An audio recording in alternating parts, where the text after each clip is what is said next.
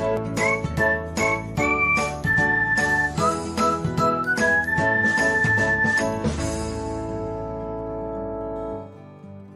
everyone, welcome back to another episode of Technologyglance.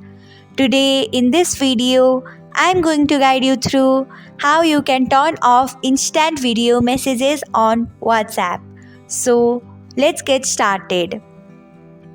Watch till the end and don't forget to subscribe to Technologyglance by hitting the subscribe button and press the bell icon so that you will never miss another update. Without further ado, let's get started.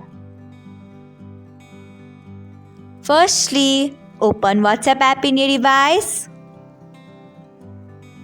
Then tap on three dots icon. After that, tap on settings. Next, tap on chats. After that, tap on instant video messages. So this is how you can turn off instant video messages on WhatsApp.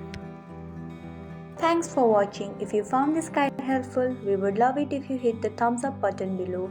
We upload great new tech tutorials like this one every day. So don't forget to subscribe to our channel and hit the bell icon to get an update as soon as we post a video.